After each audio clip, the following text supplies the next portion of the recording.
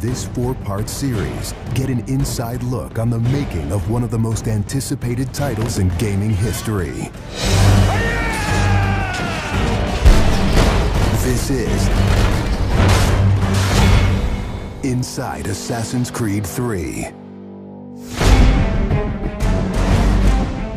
Ever since Europeans arrived in North America, they had been involved in shipping goods back and forth across the Atlantic Ocean.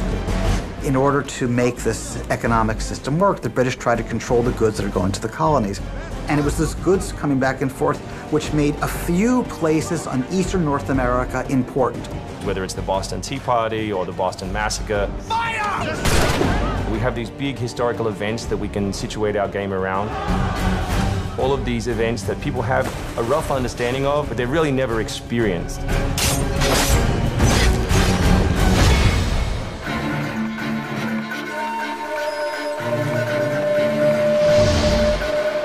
We had to go back and get our historian to find us accurate maps from the era of what Boston and New York looked like. These are actual replicas of the cities. If you're familiar with those cities, you should have that sort of eerie feeling of finding familiar sights. We really wanted to push the animations and just make it look like it's a real living world. As you walk through the crowd, you'll also see animals in the streets. They'd have a pig, they'd just clip his ear in a certain way, and they'd let him go in the street. And then he'd eat garbage, and then when it was time to eat the pig, you'd go and find your pig, and you'd slaughter it and eat your pig. We've got a lot of new ingredients that just bring a new, fresh feeling to the gameplay inside of the cities.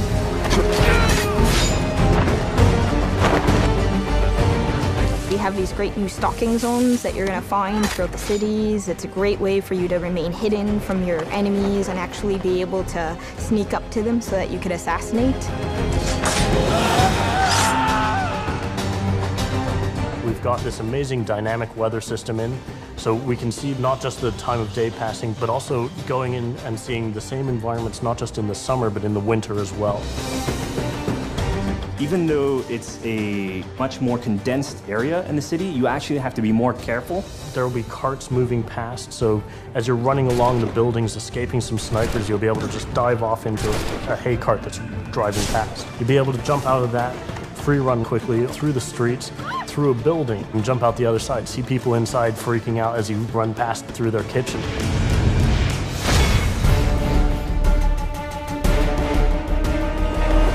Living on the frontier was extremely difficult. Not only did you have harsh winters, cold, freezing temperatures, in the summer you had heat, humidity, so it was a gamble every year that you were out on the frontier whether you're going to make it or not.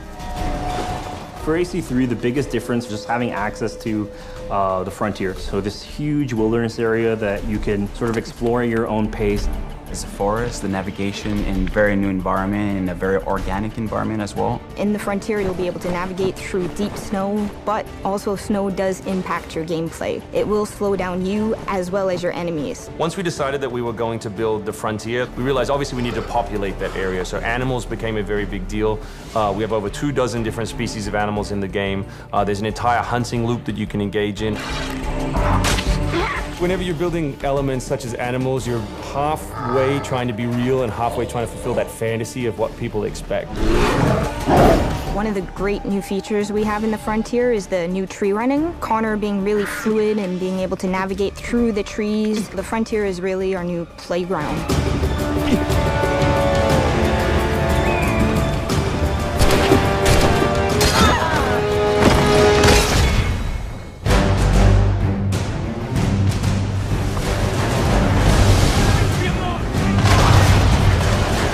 This war at sea was truly a global war and involved not only the British, but the French and the Spanish and the Dutch. Naval engagement of that period was all about closing the distance. Boarding is the end game. You've got to be able to close with the enemy, get alongside, then get on board to steal his ship. You want to take that ship intact if you can, because that's where you get your prize. The prize is whatever is on that ship that you want. Naval warfare was absolutely decisive to success in the American Revolution. Commerce comes by sea, at the same time invaders come by sea. You control the sea and you control the conflict. It's a huge part of the historical period. The Revolution is won pretty much at Yorktown by a blockade of ships. You know, we can't ignore this part of the history. This is critical. this is something that we have to do. We started a whole team up just to specifically focus on the naval experience. Naval combat has been a huge challenge. The technology of the wind, the water simulation has been a massive undertaking for the team. Initially, we didn't even think it was feasible because it's a big moving structure. It's a full simulation on the high seas where Connor is controlling a ship, he's controlling a crew as well, so he's kind of the master and commander on the ship. Very exciting. I mean, you are on a moving vessel that is very much part of the sea itself. This is something that we wanted to engage in and build for the game. That was a huge challenge that we set ourselves and actually turned out pretty good.